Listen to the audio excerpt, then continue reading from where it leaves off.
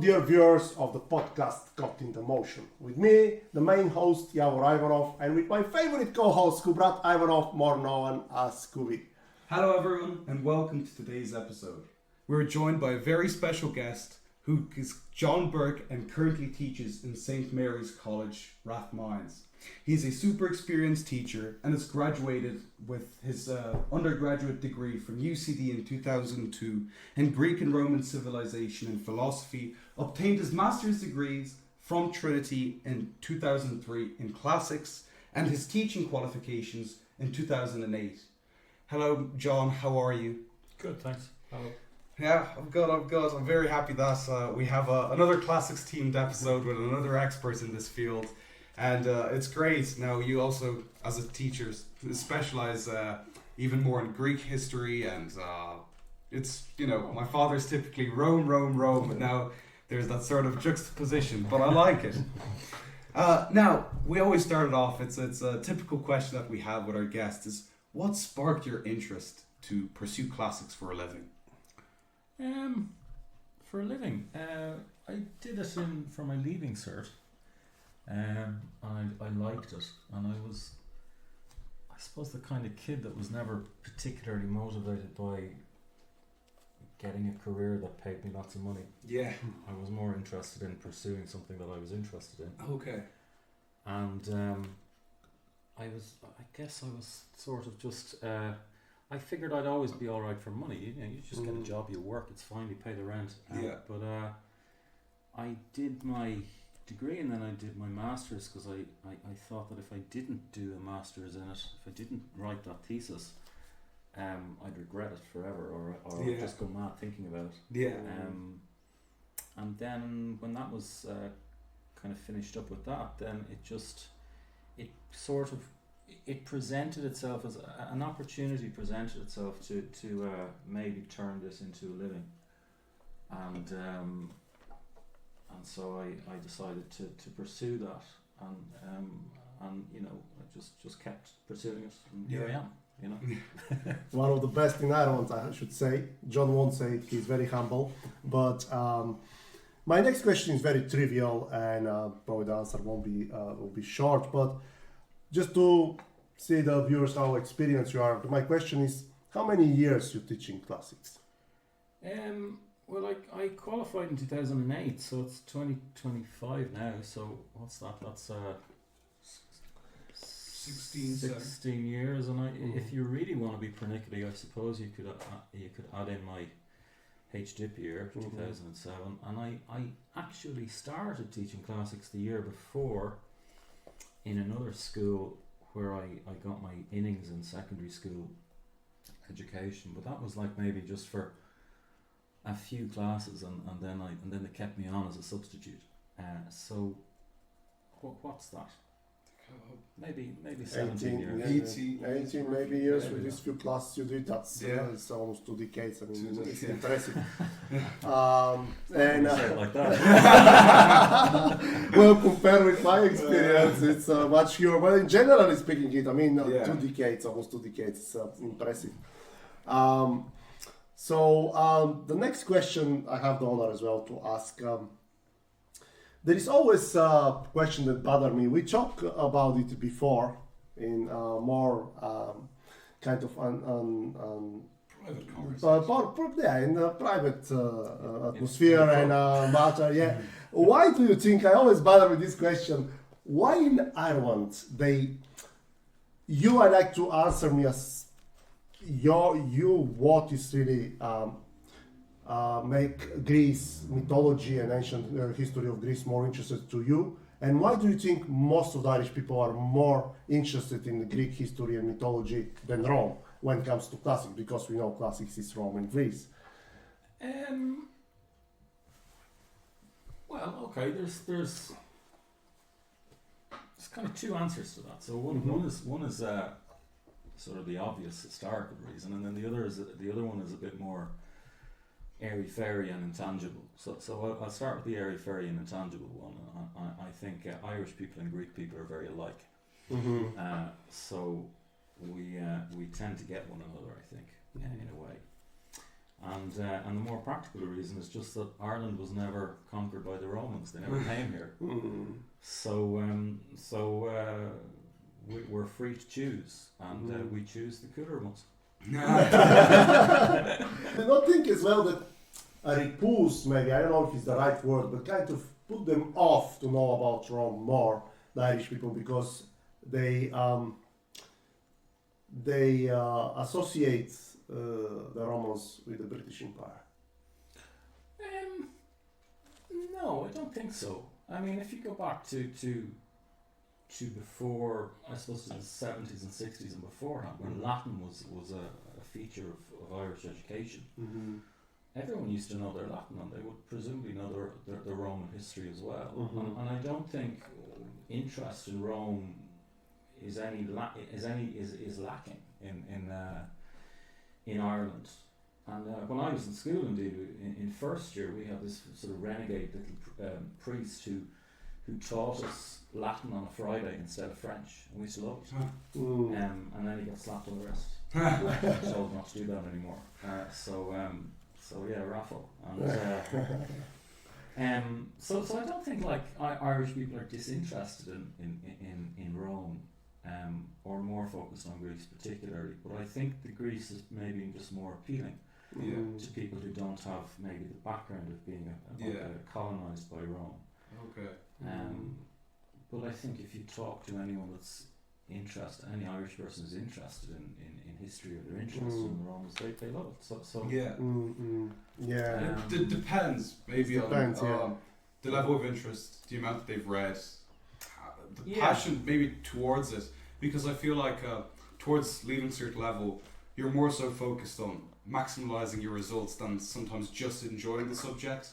Because I had a few subjects that I'd studied in school, and as much as I loved them, there was moments where I didn't want to read that textbook, or I did cover the notes. And maybe it's just naturally people might find the gods, the mythology, maybe just more interesting and easier to remember. Or maybe have you noticed if you've had, as a teacher, maybe an exam on Greek mythology or maybe Roman gods, would there be a difference grade-wise, or is it all?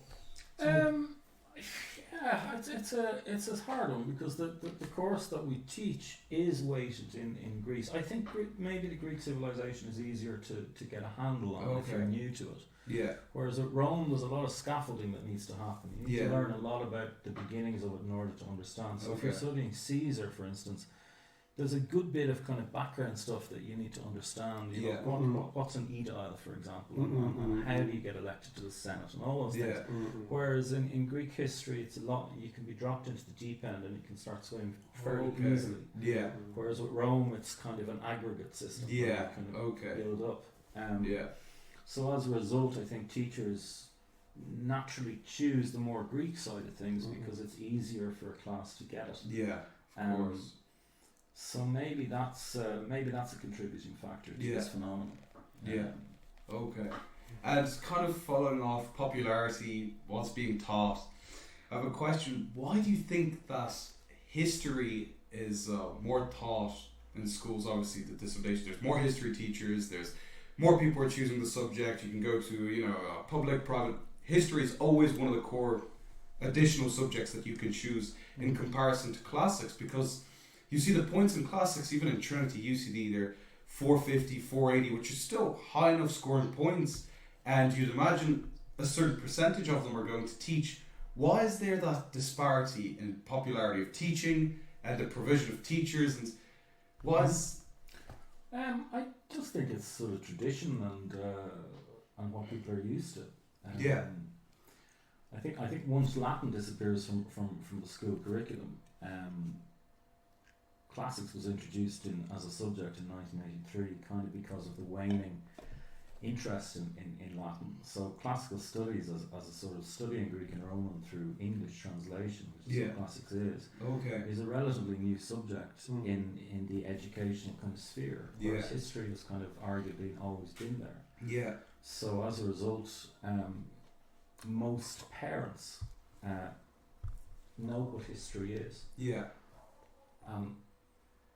not very many know what classics is. Yeah. Because they probably didn't study it in school themselves. Okay. And probably don't know anyone who studied it Yeah. themselves. So when they're, whatever it be, either 13 or 16-year-old child comes home and says, "Mummy, Daddy, I want to study about ancient Greek gods and animals and stuff." Yeah.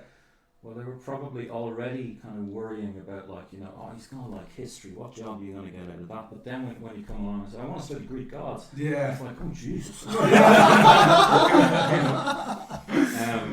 And so maybe there's more avenues into a career, or it's perceived to be more avenues into a career by studying history than classics. And a follow-up question, do you think that now you've had maybe 1, 2, 3 possible generations that have studied the subject, do you think that the popularity, maybe in my generation when they have kids, do you think that there's going to be a higher demand, or people are going to start questioning why is classics not being provided more in certain schools? I think so. It's a steady rise, and you're kind of expecting kind of generations to leave school and for their kids to come back. Yeah.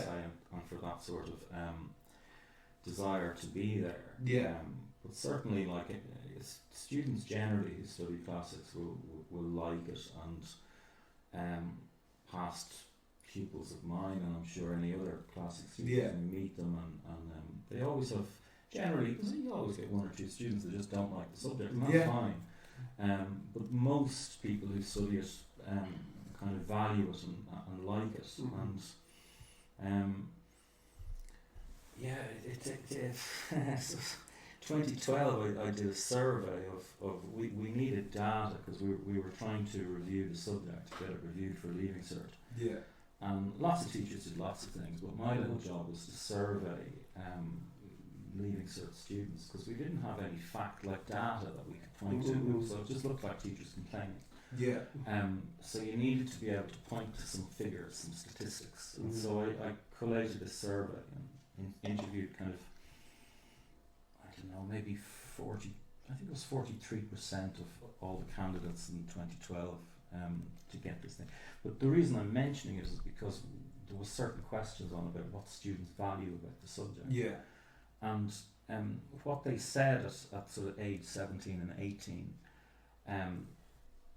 was kind of the opinion of a school student. Yeah. But then you meet them as adults, and they're able to put a finer kind of more mature spin on that. Yeah, okay. And I remember meeting one particular ex-student of mine. She's now a journalist, and she said that what she, looking back retrospectively, what she enjoyed and valued about classics the most was that she did more critical thinking in classics than she did in any other subject in school. And I think that's what students that are in the classics class, I think that's what they really like about the subject. And so if they have children down the line, it's natural to want your child to get the things that you valued as a kid yourself. Absolutely. So yes, I think in the future there will be a groundswell of a desire for that. But who knows where we'll be in the future? Maybe we'll be taught by robots, but that's it. Yeah. Well, in the context of the question of my co-host, you mentioned earlier in our podcast that maybe as well the interest is not as big as in England because Ireland wasn't part of the Roman Empire. Then England was, and for example, as far as I remember, 3 emperors were proclaimed in Britain, so they're very proud of that. And also, not only the Romans, because we know very well that the Romans carrying this Greek culture with them. I remember years ago I read one author, unfortunately I forgot his name, but he put it very, very nicely. He said, Greeks conquer Rome by culture, and Rome conquer Greece by sword. So, I mean, when you study about the Romans, it's inevitable to study about the Greeks, because we all know the theater originated from there, and the most of the Roman gods, if not all. So, do you think it's because as well the Ireland wasn't part of the Roman Empire? Maybe it's not a compulsory subject in every single school, because we know in Ireland that it's only private schools and some public school has classics. Yeah, I mean, I think that thing about like the Roman Empire, because remember we were the island of saints and scholars as well, and in the Middle Ages, all those monks were writing all their manuscripts, and so Ireland was very definitely a part of the Holy Roman Empire, so In that sense. in nominally, kind of in spirit, let's say, maybe rather than in taxes, but yeah. So I think maybe that's just an impression that we have as teachers, that students are more, they can fit easily into the Greek mold. But I don't. Maybe it's not fair to say that Irish people are more interested in Greece than Rome. At least in a kind of a general sense. In school, perhaps because of the way the curriculum goes, probably that's a fair assessment. But I think globally, sort of, it's probably not the case. Yeah, and just going back onto the comparison between classics and history, because my father brought up, obviously, Britain is very proud, of their Roman heritage, the emperors. Do you think that maybe the preference towards history is because there's still a personal link? I've had some classmates in the past where their great-grandfathers, they have a family tree that's linked towards the history that they're studying. So there's a certain degree of nationalism, even that nationalistic feeling of going in, and it's 50%, maybe it's United States or whatever, but 50% is Irish history that's being taught.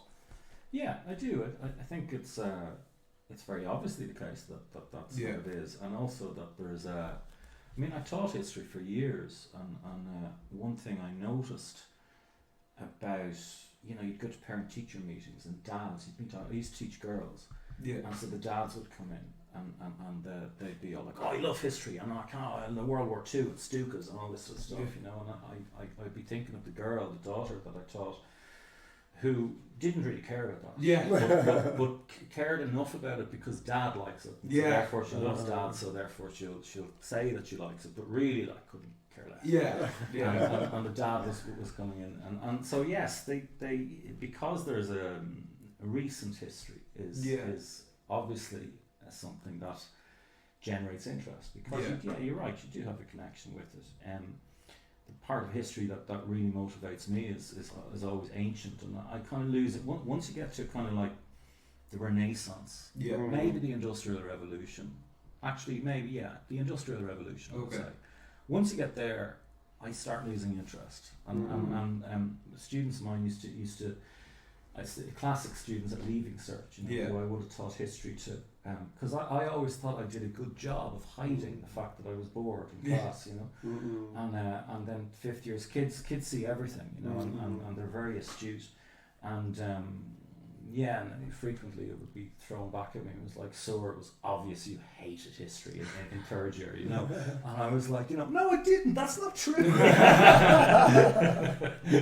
So it was. No, you're right. That there is you're right. Maybe there's a level of disconnection. Although, in defence of that, what I would say is what I think what students very definitely like about classics versus history is that nobody's going to get offended. You can say anything you like about Alexander and Caesar. Look into the evidence and back it up. No one's going to get offended by that. But there's a sort of a narrow kind of window of a right answer that you can say from Michael Collins, and if you go outside of that, you're going to fail the exam.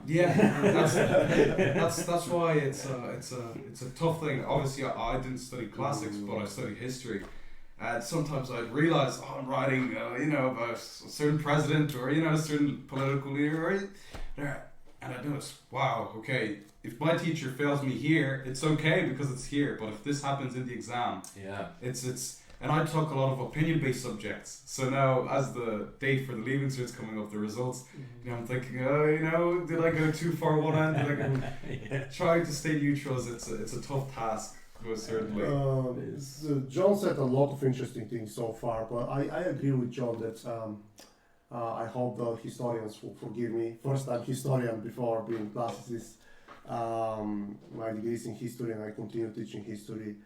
But I think classics, I agree totally with John, provides more there for critical thinking. Even when you look at it, Odyssey could be anti-war, could be not anti-war poetry. So, I mean, classics is, I think, is somehow deeper in history and provides more. Maybe I can compare it, I don't know if it's a good comparison, but it's the diving. When in history you can dive in, say, you go diving in some not shallow waters, and there is more or less clear everything. But classics is like going to the Red Sea, diving in the Red Sea. It's more prospective, it's more colorful. Maybe in a way, I'm I ask you for forgiveness, all the historians. I'm a historian myself. I love history, but I agree with you, but I don't want to offend historians, and I don't want to disrespect history because I like history, you know. so do I. But yeah, there is a difference, I think, and maybe what I can give you an image. So if you think of second years coming into both a history class and a classics class, the atmosphere is just totally different. The second years come into a history class and they take out their textbook and they open it up on the page that they left off on, and here's the questions, and I did, and it's all of it. And there isn't really much of a debate between them. You know, like you don't really hear that. Like after they've got the chapter done, maybe if they're in third year or something, you hear them debating the pros and cons of De Valera or Collins or something like that, because they're interested in it. It's nice to hear. I think when second years come into classics from first year, they're a bit shocked because it's the atmosphere is very subdued. Yeah. And they open up the Iliad now and take out a pencil, not my iPad, no, a pencil. And if your book isn't defaced with notes by the end of it, then you haven't done it right.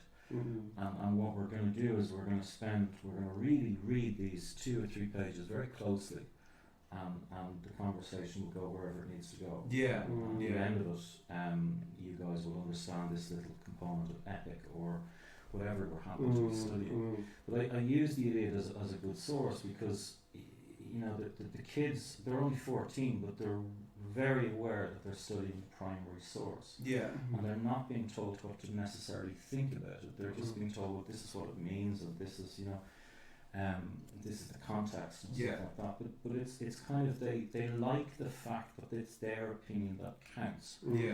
Whereas I think in sadly in history, because you're dealing with a secondary source, a textbook, and a compendium of these excerpts of you know, as it needs to be, because you can't really study a whole plethora of primary sources in history. But as a result, it tends to stifle the debate. And the kids are just quiet, and they're like, give me the information. Whereas classics kids they come into class and they're a bit more animated, and they, you know, they're you know.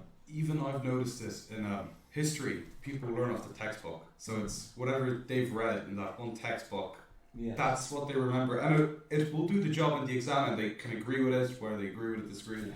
Sometimes I've read some stuff in the textbook, and I'm just, I have to put it in the history essay.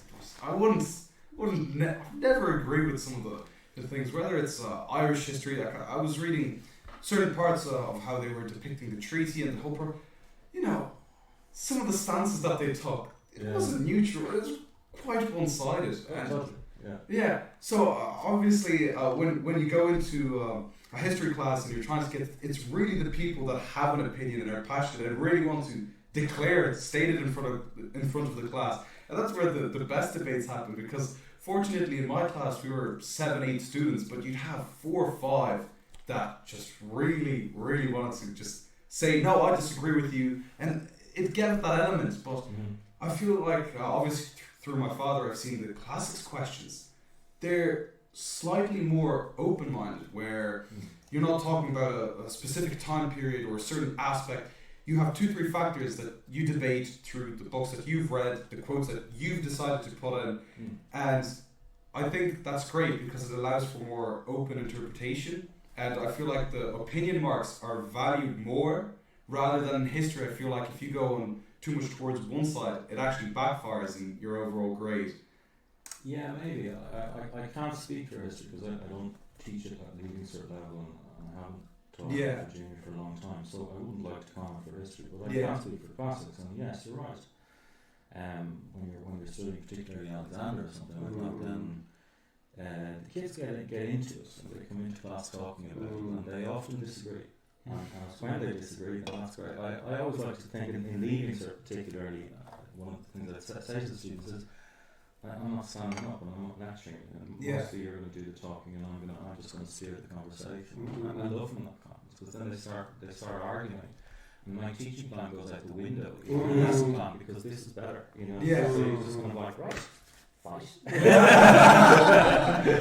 Unfortunately, it didn't took place. We were planning with John, his students versus mine, but maybe in the near future, I hope will happen. And even in the context, I'm saying it in the context of John said, even if you're comparing in classics the cruelty, the achievements of Caesar and Alexander, to compare them, you can have a lot of opinions, even for that. And you have to look at the sources, and it's really colorful and interesting. Yeah. And very fast. I think it's also more abstract. It's so More so long abstract, ago. yeah. I think it's great. I feel there's a level of just imagination that you can put in as well, just picturing it, even mythology. I can see how it can appeal more to a 13, 14, 15-year-old, and how that passion can continue on when they're older, if that makes sense. Yeah. Because at junior cert level, I've seen some students where, they've obviously had to take it for junior cert level, didn't have much choice, whatever. And some of those guys that I've just graduated say, I hated history. I'm so happy I didn't do it for leaving cert level. It was so boring. Yeah, it was so boring. I was reading a book. I just thought, you get more out of it the more you put in. Yeah, I think it's a different skill set. Let's say it would be unfair, I think, to compare classical studies to history totally. Because it's not really totally history. Yeah. I always like to, when kids are asking me what's the difference between classics and history per se, that's the first thing. I say, well, you don't study drama in history. That's the first thing. But if you are going to ask what the difference between studying history and ancient history is, I think the best way of doing it, and you go to that extreme example, you talk of Hitler straight away, because everyone knows that. And I said, well, in history, you're not really interested in why Hitler hated the Jews, let's say. Yeah. It's just kind of accepted that he did, and the Holocaust happened, and modern Europe is as it is because of this. The classical historian is interested in why Alexander despised the Persians. Yeah. Okay. And Alexander, or why Caesar considered himself to be superior to the Gauls. Yeah. And that very definitely has a bearing on his actions later on in life. Yeah. And I think maybe kids like, they like going into the psychology. It's biography, you're going into the psychology behind the history that drives the history, and you have that added kind of benefit of knowing that the course ends when Caesar is assassinated, or once Alexander is dead, that's the end of the course. Yeah. So you really only have, in Alexander you've got 13 years, and in Caesar you've got what? His career, I suppose. But I mean, there's a cut-off point. Yeah. So there's no kind of the consequences are quite slim. Yeah. Caesar was assassinated, and there was a civil war, and you end up with an empire at the end, kind of thing. Whereas in history, it's more kind of, well, the war ended, and then there was peace talks, and then the map was divided up, and then the EU formed, and it just kind of goes like, and then this happened, and this happened, Well, now that we've touched upon the nuances of emperors and comparing, what is your favourite emperor, and why? Yeah, so I was thinking about this, and I'm gonna give you my honest answer, and I hope it's not controversial. I don't have one. I'm never really very interested in geopolitics, and as I said, once you get to the Industrial Revolution and you go beyond, I lose interest in history in many ways, because it becomes about geopolitics, and I'm not really that bothered. Yeah. And there's a poem, I was thinking about this, and I couldn't remember the poem, but I studied it for my leaving cert, I think, maybe my junior cert, I think it's by Thomas Hardy, and it's called In Times of the Breaking of Nations. And I can't remember all of the words, but there was one, sort of the concluding part of it was, it says, yonder a maid and his wife come wandering by. Something like dynasties will fade into dust ere their story dies. Yeah. So his point was like that human beings will continue regardless of who's in power. And I suppose when you ask me, like, well, who's your favourite emperor? I said, well, they're kind of all the same to me. And I found them all kind of, when I studied them back in college, I mean, the honest answer is I just don't know them very well. So maybe that's the other thing. But if I went back into it and I read Suetonius again, and I read Tacitus again, I might come up and I might be able to say, well, Caligula or something like that. But I nothing since I was in college and I had to do it for my degree. Nothing since then has made me want to read all of that stuff again. What I'm always interested in is just human beings and normal life of normal people. That's an interesting response. We haven't had that before. When we've asked about personae from the past, they sometimes like a ruler for his politics, his characteristics, or sometimes as I said, Caligula just being frivolous, spending a lot of money. I was thinking about it last night, and I was trying to think, well, I know they're all Roman books, so I should give them an emperor that maybe they can chew on, but then I thought, well, if I did that, that must be fake. Of course. And we more or less kind of answered this question, but before I ask you, there is one Greek writer, poet, which I unfortunately forgot his name, very famous one. He said, when you are going to have a journey, pray to be long and full of adventures. Oh, Cavafy. Cavafy, thank you. Cavafy. So, do you think, the question is, what makes the classics so special? Because of the journey and adventure? What makes classics special?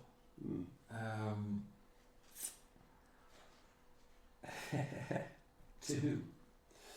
Special to the people who study. For example, we have Odysseus, we have Aeneas. Therefore, the students, what for you and for the students, you think it's make classics so special? We touch a lot on it, but what comes first to your mind that make it so I special? think the answer is always going to be different, and to that extent, I remember at one point I used to train teachers how to teach classics in Maynooth, and I was told that I had to set them, 2 assignments. Yeah. And I felt like such an imposter trying to teach other teachers how to teach classics, because they had degrees like me, and I just didn't feel qualified to do it. But somebody had to do it, so I did it. But then, so anyway, this is a very long-winded way of answering your question, but I had to give 2 assignments. So I gave one very easy one, I thought, for a student teacher to write, but then the second one had to be a bit challenging, and I figured that maybe if you don't ask that question at the beginning, and you're lucky enough or grace enough to fall into a very nice job in a school that values classes, you go to work in a private school, for example, you probably won't answer that question ever. Yeah. And so this time I made a contingent, I forced them. So I said, why would a student choose classics? And then I put a caveat into it, and I said, and remember, it's teenagers that you're talking about, so anyone who comes back with an essay that tells me about the hallmarks of Western civilization will fail immediately, because 16-year-olds don't care about that. They haven't been alive long enough to care about that. That's the answer of a middle-aged man or a woman, And so they really have to go off and think about what their students, cared about and wanted and all of that. So I guess the answer to that question is it's 100 different things, depending on who you talk to. But if you're going to ask me, as you are, what makes classics different? I think for me, when I was in school, and I did it for my leaving cert, I think it was probably the only subject that I studied that made me leave class thinking about something I had never thought about before. Okay. And I found that thrilling.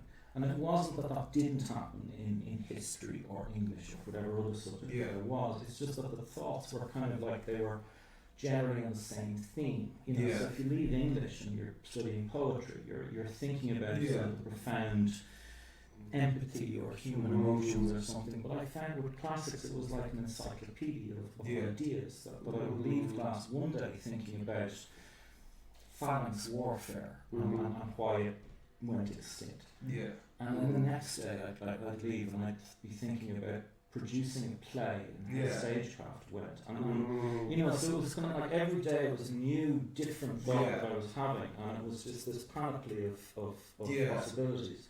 Whereas, you know, in history I was leaving and I was just thinking something historic, or in English it was just English, or classics it was just like the universe. And I was a kid who liked that. There are kids probably who don't like that as well. There are people, it's possible not to like classics, and that's fine, but yeah, I think that's maybe the answer that I would give, that that's what inspires this. And now narrowing it down, in university, did you have a specific topic, lecture, a certain thing that, out of, you know, all those emotions you felt in secondary school, obviously you followed through with that passion in university, but there was just that one class, topic, subject that you just walked out and you just had that feeling that's just even better in comparison to the other lectures that you sat, studied, and was examined on. Yeah, if I have to choose between one, they were all good, but yeah, if I have to choose between one, I would go for Michael Lloyd's tragedy course. I loved tragedy, and we had this lecturer, Michael Lloyd. Professor Lloyd, he's from UCD. You met him once the last. He was phenomenal, and maybe because maybe the proof of the fact that I enjoyed it so much is that it was only in third year, my final year, that a friend of mine came into class and my friend said, "Here comes Superman." And it was only at that moment that I realised he looked like Clark Kent. And for 3 years I hadn't realised this, and I burst out laughing. But it wasn't like. And I think they had made this joke lots of times, but I hadn't heard it because I was so focused. What I liked about it was that he first of all, he was a Greek, he was clearly someone who read Greek, and he had studied Aeschylus and Euripides and Sophocles in great detail, in minute detail, and that's what I liked about it. That's what I really liked about classics, that you could get us a text and pour over maybe just one word or one line, and that would occupy your day, trying to figure out the exact meaning of that. What does Sophocles actually mean? And I liked that. And so when Lloyd was giving his lectures, I was just a bomb could go off and I wouldn't hear it. I'd be so and I liked him as well because I was one of those students who would become obsessed with a tiny little thing, but I was also shy at that age, and I would go up to his office and turn around and walk away. And it's a stupid question, don't know, you know. And then I turn around and say, but I have to ask him because I won't be able to sleep, you know. And eventually I had someone up the gumption to walk in, and I don't know why, because he's very nice. He's very nice. I know him, and Kubi introduced to him the last seminar we were there. Unfortunately for the students, he's retiring this year. It's a shame. Well, I mean, good luck to him, I suppose. It's a loss for the students. But he was great, because I would walk in and I would ask him some bizarre little niggly question. And not only did he click on it and knew exactly kind of what I was talking about, but he was even able to suggest reading material. And he would just look at me and he would kind of like,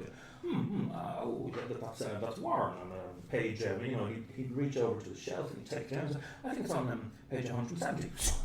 There, you know, this kind of thing, you know, and he was just like this computer, but then I would take that book and I'd go off to the library on his recommendation, and I would find my own answer to the question that he wanted, but I liked the fact that he was able just to facilitate that, and he was just a man who loved theatre. You could see it in him, and most importantly, then when I left university and started teaching, I started to bring students to see plays. And frequently he'd be at the play. And so you saw that, no, it's not just that he teaches this stuff. He loves it. And he's a patron of the arts, and you meet him.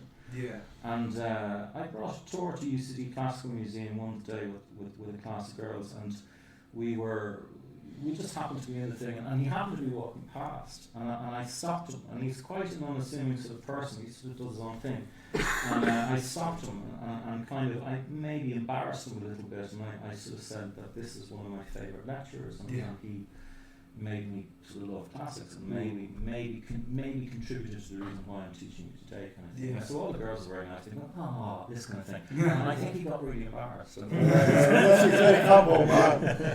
Yeah, I know him. I mean, he wasn't my lecturer because, as you know, I choose more topics and subject on their own. But he's a very pleasant man and definitely no, he's a hero. one of the most knowledgeable scholar you can meet.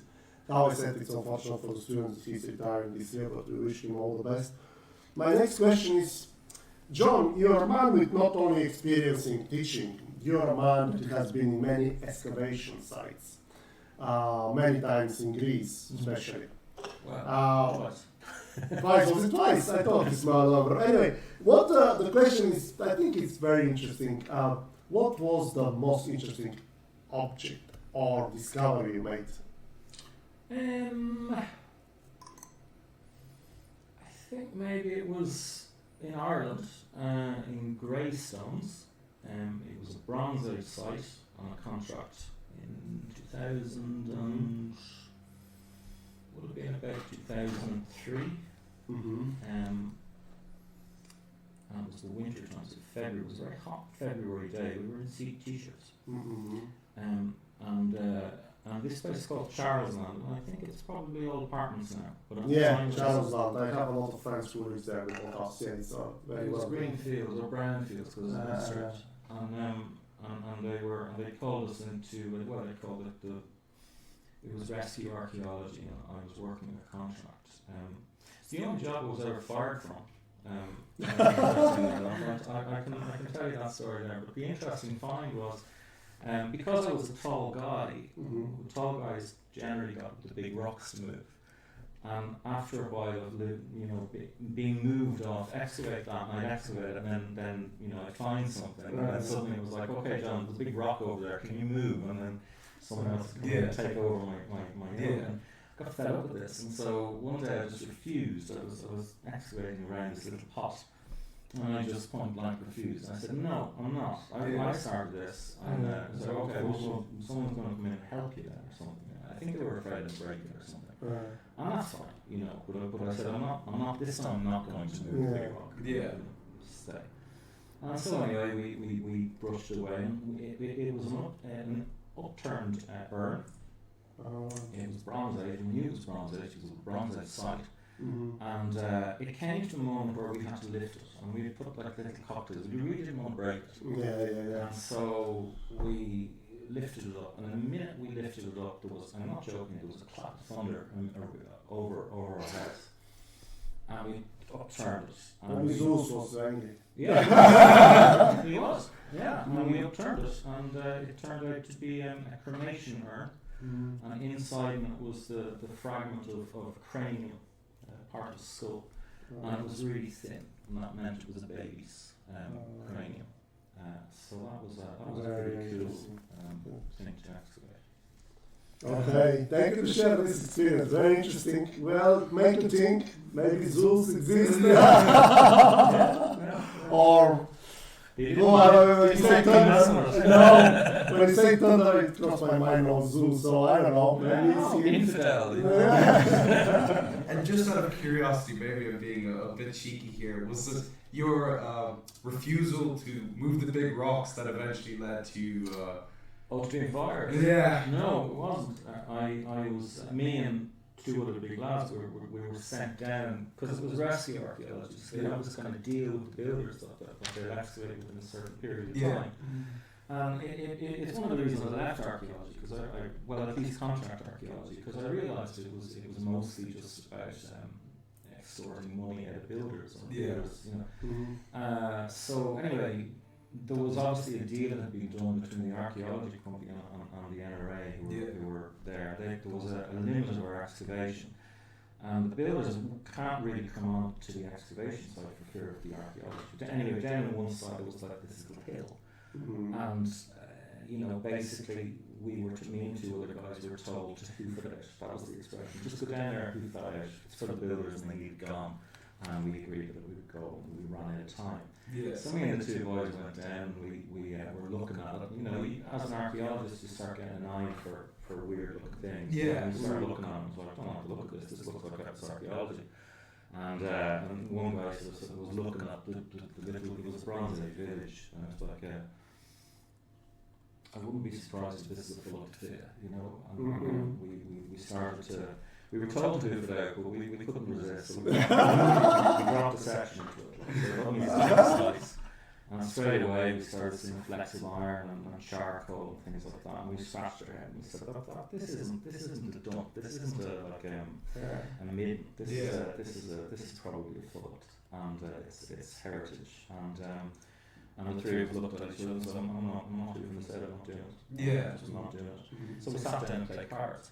But the director, what we didn't know was the director, who kind of didn't like us, I think, was over at the other end of the dig, talking to one of the builders or something like that. But she had the survey tripod thing. Yeah. And it has this little telescope in it.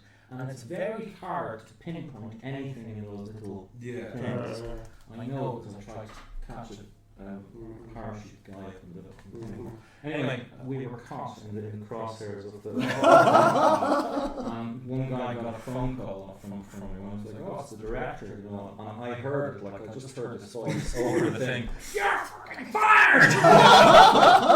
And so the three boys were walking up. Did you finish the game of cards? Well, we went to the pub. But we were walking through our colleagues, and all our colleagues were non-approval. Yeah. And from then on, I knew I was blacklisted in that particular point. Yeah. But I mean, you've got to get fired from a job for being for the sake of honour. Yeah. Yes, I totally agree with you. So, out of all the archaeologists that you've worked, maybe even certain people, who is the most prominent archaeologist or classic experts that you have worked with in the past that's notable, maybe, or that has left a personal impression towards yourself out of a colleague or I forward? can't really say, because I'm not really in university, like I'm a teacher. Yes. So all of the people who like that who you mentioned are probably other teachers. Yeah. And so there's too many to name, and I wouldn't really like to name because I haven't asked them if I could name or anything like that. We have an association of classics teachers, and over the years I've collaborated on lots of projects with lots of classics teachers. So there's a good few of them who I won't name, but they know who they are. Yes. And then after that, it's just kind of other teachers, I suppose. Yeah. I mean, it's not a very exciting answer, I suppose. I think the story itself showcases you definitely met some like-minded and interesting people. So I think we touched on that, but I'd like to ask you, what make Greece and Greek as a history, ancient history, as a mythology, what make Greece so special for you? What's come to your mind? Someone said, well, tell me 2 or 3 things that really strike you and you love about this. It's probably better to go back to your Gaddafi poem and to think of that thing about, when you get to Ithaca and if you find Ithaca wanting, do not feel cheated because Ithaca gave you the marvellous journey. And I think when my memory of going to Greece is that you fly to Bari in Italy and then you jump on a ferry and you're a student and you can't afford a cabin, so you sleep on deck and you get drunk and you sing songs and fall asleep under your towel, hopefully on the shady side of the thing so that you don't wake up sunburned. Anyway, you wake up and you see northern Greece passing you by on a ship. And you recognise that Greece is, when you look at Greece, it's quite an arid kind of place. It's not, it's unassuming, and it's not very impressive to look at. It's beautiful, but it has a kind of a, it's an arid beauty. It's sort of Arab beauty. an arid kind of beauty, a dry, kind of dusty, rocky kind of place. And yet when you get into it, the culture is so rich, and you just get lost in it. Whereas I think anywhere else you can go to I've never been to the desert. Maybe I would find the desert equally as enchanting, but if you go to a country like, you can go to Paris or something, Paris is beautiful, but it's a different place, and it's kind of obvious what the interest in. Greece, you kind of discover it. Yeah. And it surprises you over time, so maybe that's what.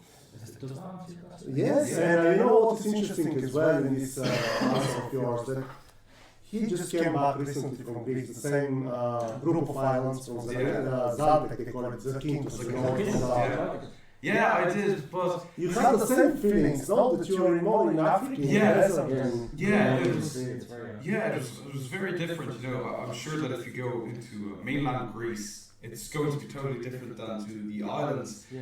But it was definitely a different feeling being in the island. I was able to get on a speedboat, go around the different beaches, look at the sea. Also saw a few turtles as well. But yeah, it was different. I was there. It doesn't really feel like Greece. Because people usually think of Greece, maybe the Athens or Crete, or the white polished buildings with the paint. It shows that even in the islands, the Greeks were all very proud of their heritage. I'd go there, order a moussaka, which is typically Bulgarian dish, but there's that sort of discourse between the Balkans, nations. But you could see every single time you're there, they were so proud of their culture, their heritage, their history, and it was great. But the actual environment itself and the nature. I've never been to mainland Greece, but I just felt that it was different. And when I called my father, I was like, I know I'm in Greece. You can see it, but it's just different. Especially before I went, he was telling me all about the islands and the legends. And even we attended the seminar. It wasn't Professor T that was talking. It was a different Professor Haywood. Right. Oh, Christina Haywood. Yes. Christina Haywood going to be starting archaeology. I didn't know. I did in Catalonia, which is the next island of Zakynthos. And I have to say, proudly, my friend John was mentioning this seminar. His students achieved great results. So, just for the people who doesn't know that our guest is really special. Yeah, I agree. And I also seminar with the best artists in Ireland, John was mentioned. So, but we met, she led the seminar. Founding where is Odysseus place. And, believe me or not, I learned the first time there that it wasn't more like it's maybe not Ithaca, probably we never got to know. It's more guessed that it's maybe in Kefalonia, the next island. Even 3 locations are pointed and guessed that it can be, but I think would you think it would be very hard to... Well, I remember, like, everyone did their J1 visa in college, and I wanted to go to Catalonia to dig with Christina project, and we worked 6 days a week, and on Sunday we had off, and we decided we'd take a trip over to Italy that day. So we went from Samos, which Homer called Sam, over to Italy. And we were on this little ferry, and we had the Odyssey. We were really classic nerds. There's this little tiny little island that's an island that's in between the 2 islands. There's that story that Telemachus, he stops off at a tiny little island, before he comes, you're looking at it and going, oh my god, like a bunch of fangirls. And Christina knew where there was the spring of Arethusa, so she had known, so she brought us up to where Eunice was supposed to have us. And we get there, and we see this rock that can only be the Raven's Crag. You know, There's the Raven's Crag. So it's like you're a bunch of pirates walking through the thing, and we're like, the Raven's Crag. Is that? And so we had this little thing, and we spoke to this archaeologist, or an American guy who was obsessed with finding Odysseus' palace, and he was excavating this very So, John, is that the guy who wrote a book about it as well? I can't remember now, Because they were introduced he's an elderly man. yeah. And he had this site, and it was the reason he decided to excavate there was because Homer says that Odysseus' palace is in a place in Ithaca where you can see the three bays. There's really only one place in the island where you can see the three bays. Yeah. It's got to be somewhere around here. So he was pointing at rocks. And we were looking at the rocks and looking at each other, kind of going, sorry.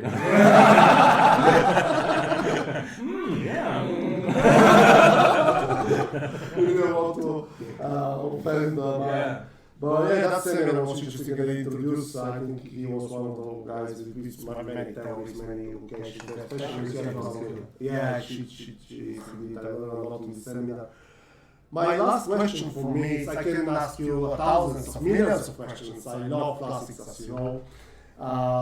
But my last question is towards you is, why young people should study classics? You mentioned it earlier on, but once again, why should young people choose classics? A part of critical thinking, which I totally agree with you, I think it gives you a lot there. I guess just probably the easiest thing I can say is that most people that study classics tend to like it.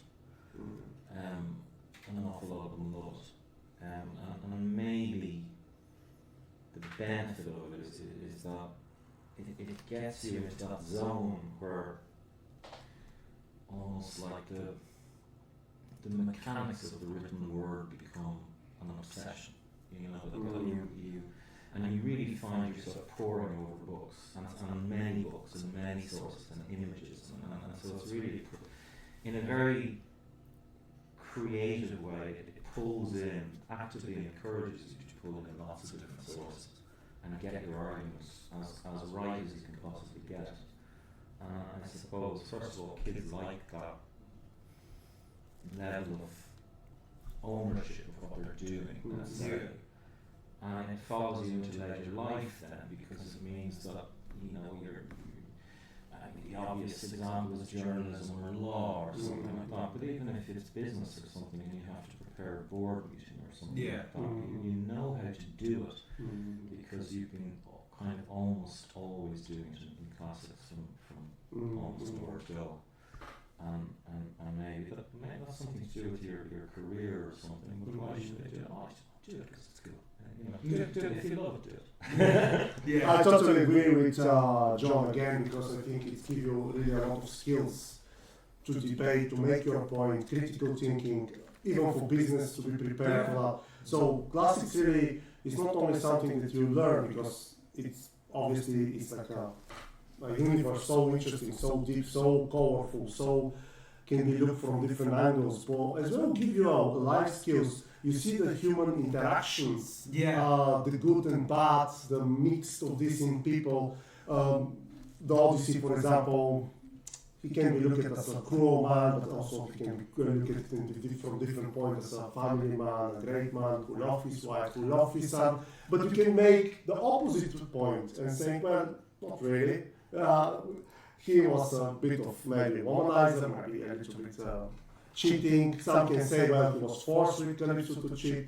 Somebody can say, well, he wasn't. He was kind of it was his choice. led to be captured there 7 years, if I'm not mistaken. He joined in Pakistan years. So, yeah, John is right. Classics help so much. Would include just a little anecdote this year, and it's from the school where I teach. I'm not going to name this guy, I don't actually know his name, because I don't teach him. But there's actually possibly in 5th year, and they tend to eat their lunch in my classroom. And this guy doesn't do classics, but he's friends with guys who do. Yeah. And I think he's very interested in science. And he asked me this year, towards the end of the year, he came up to me and he asked me more or less the same question. He said, what would you recommend about classics to somebody, for college or something like that? And he prefaced it by saying something like, because for me it's all science, and I just kind of see it as a waste of time, because I want to go into engineering, so I don't want to waste my time on something like classics. But I appreciate it's interesting, but that's not enough for me. So how would you respond to that? And I didn't really have a response for him per se, because I think you should always follow your gut and you should follow your interests. And if his gut was telling him to do mostly science and that stuff, then that's what he should do. Yeah. But I did caution him and sort of say, beware of chasing things for monetary gain. Beware of kind of doing things just because there's a paycheck at the end of it. Make sure you're interested in it. Because otherwise it's very likely that reason will come back to haunt you, and you'll find yourself in a career that you hate. And then tied to a mortgage that you have to pay, and then doing a job that you hate and you can't get out of it, kind of thing. So I guess follow your gut, and some kids that will mean do classics, and other kids will mean do history, and other kids will do physics. And I guess in some ways it doesn't matter what one of them that you do, because you're kind of studying the same thing anyway. Education is a whole. It's, you can, for instance, like the person in a school, the person who I would always think that I have the most in common with is the physics teacher. And you wouldn't think that when you're looking at classics and physics, they're totally worlds apart. And yet they're actually very, very similar. Philosophy just blends into it. So that's a very philosophical answer. Just out of curiosity, what is your favourite mythological figure, and also which hero is it? Why? So can I say something very controversial again? Go ahead. Okay, so I make my living with Greek and Roman stuff. But if you ask me what's my favourite myth or my favourite hero, I'm just going to go back to Irish mythology. It's always fun and cool, and it's always the Irish sort of the Tuatha Dé Danann and all that. I find it's richer and more human, and I sort of get it more, I kick it more. And I had a politics lecture once, philosophy politics lecture at UCD. He was making this point about Renaissance painting versus Flanders Renaissance painting. Because, in Italy, it's very strong contrast between light and dark. So you have Caravaggio, and it's very dramatic. And then you get to Jan van Eyck up in Flanders, and it's much softer, and because it's that more of an attitude. So it does something to your brain. So the political thinkers that came out of the Renaissance in the Mediterranean tended to have this very extreme view of Machiavelli, for example. And when you get into northern climate and latitudes, it becomes a bit more grey and a bit more gradual and soft. And I guess when I think of like Irish mythology versus Greek mythology, said the gods and the gods are all powerful, they can smite you at any moment. And yet the Irish gods are these kind of tricksters who are sort of kind of human. Like they're a different sort of breed, so they don't mean to be malevolent, but they can be perceived as being that, or they can just be perceived as being very selfish, like they don't really understand this kind of thing. But I find that kind of notion of being kind of stolen away to fairy like Gushing or something, and not really understanding it, figuring out what it really means to be human. And then coming home and it's too late because 1,000 years has passed. I find that more enriching than, I mean, it's kind of the same as the Odyssey in a way, because you're discovering what it is to be human, but maybe it's because in Irish mythology it's not coppered down, it's not nailed down. They never had Homer. So you just have the myth and you can do what you like with it. Whereas Homer is very kind of like, this is the Odyssey, and I love the Odyssey, but I also love those Celtic questions as well. Of course. Yeah, so I'm good for controversial. We like controversy. Yeah, I think it's Yes, Yeah. it is indeed. So that concludes our episode for today. Thank you for joining us. For Thank you, John. Thank you very much. enriching this episode with your perspectives, your knowledge and experiences. I learned a few things about yourself that I found very interesting. So it was it was great, and I'm sure that everyone else that is watching also enjoyed this episode. And if you'd like to see anything else, please comment down, hit the subscribe button, the notification bell, and we'll catch you in the next one.